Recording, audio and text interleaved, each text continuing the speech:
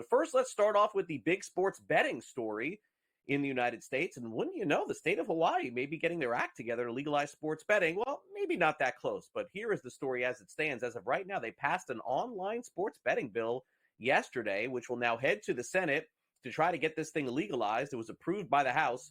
Representatives voted 35-15 to pass House bill. It was 1308. 3 of the yes votes came with some reservations. There were some detractors on the bill that feel like sports betting and sports gambling could lead to some other illegalities and improprieties. But needless to say, a very positive step for Hawaii.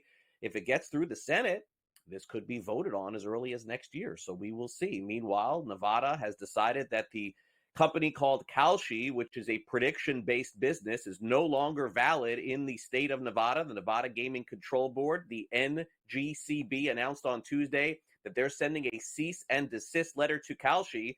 It is the company to not accept any kind of sports wagering or any kind of prediction markets by March the 14th. If you've never heard of Kalshi before, they've offered different options based on things that happen that don't have anything to do with sports, including the presidency of the United States. So by March 14th, they will have to cease and desist in the state of Nevada. Meanwhile, in the state of Nevada, the rich keep getting richer. Maxx Crosby is going to be with the Las Vegas Raiders for the foreseeable future. 3 years, $106.5 million contract extension. Since entering the league, Crosby has totaled 59.5 sacks. That's the 5th most in the National Football League. So Crosby won't be traded, and he won't be a free agent. Now, last year was a little difficult of a year for him because, of course, he was hurt for a significant portion of the season, played through a lot of the injuries, and talked about that being the motivation to sign this contract and stay with the Raiders. Coming off the year that you had last year, obviously, that's very out of character for you to not be able to be on the field and how hard it was to watch. How driven are you this offseason? And how difficult it's been to maybe hold yourself back a little bit to not go overboard this early in the process. I don't believe in that. I truly just take it one day at a time. It's a brick by brick mentality. Obviously, it's unfortunate. I got hurt last year. It's a part of the game. It's part of what comes with it. And of course, I'm not going to sit here and, make a bunch of big predictions about what I'm going to do next year. I'm focused on being the best version of me today, and I'll worry about tomorrow when it gets here. So when that time comes, everybody will see, but I'm truly just focused on the details and fine-tuning my craft in every single way across the board. So, yeah, of course, I'm extremely motivated and excited every time my alarm goes off at 5 a.m., you know what I mean? So, yeah, we got a lot of work to do until then. Good news for Maxx Crosby and the Raiders. Bad news for Joey Bosa. He was released by the Chargers. He'll be looking for a new home. It'll save them $25.36 million in cap space, and Bosa was a Pro Bowler in 2024. He'll have no problem finding work. We'll see where he ends up this summer.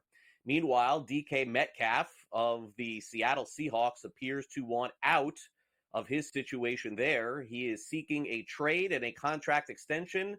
He's 29 years old. In the final year of a 3-year, $72 million contract, he's set to make $18 million this coming season.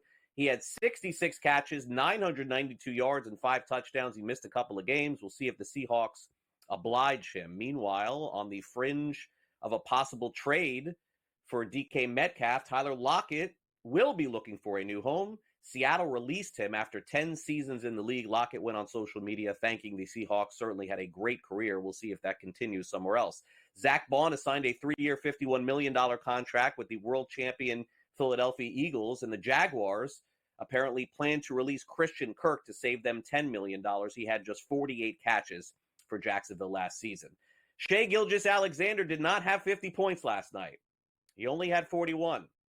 This guy's incredible. The Thunder have won now 14 of 16 games, and they beat the Grizzlies' final score 120-103.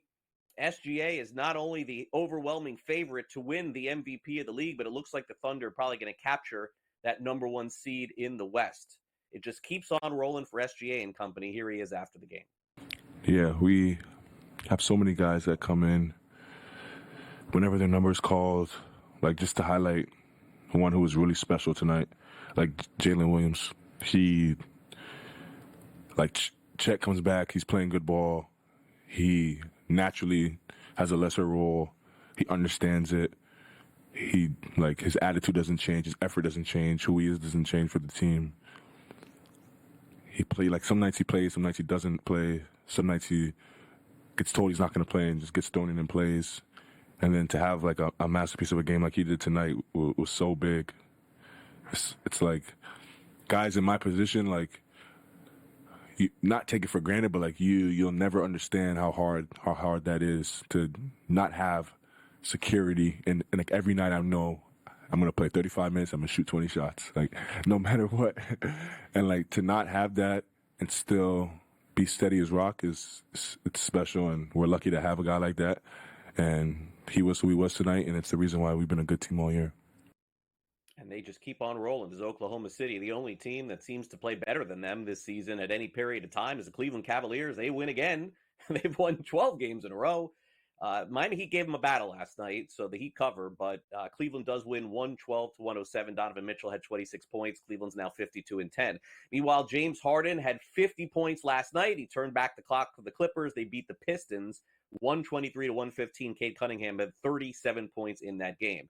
How about career highs for the Boston Celtics? Peyton Pritchard had 43 points last night and made 10 three-pointers. The Celtics beat the Blazers 128-118. Derek White also had a big game. He had 41 points. Here's Pritchard on his career game last night. Not necessarily. I mean, really, I just like when I'm processing the game, it's just about taking the right shots, making the right reads. So I feel like if I do that, and, you know, obviously if you get enough attempts, it should be a good night regardless. I mean, obviously you're going to have your down nights, but for the most part, just pride myself on making the right read every time.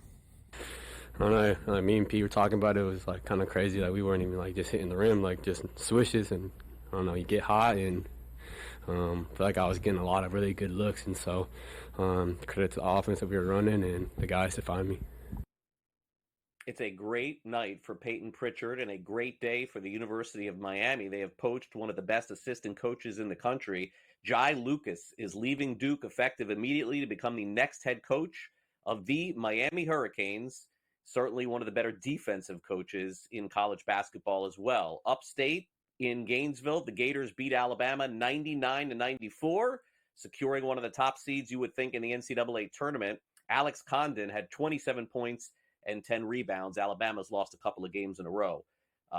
Jamin Brakefield leads Ole Miss to a 2-point win over number 4 Tennessee, so you would expect the Volunteers to drop in the polls coming out on Monday ahead of the SEC tournament.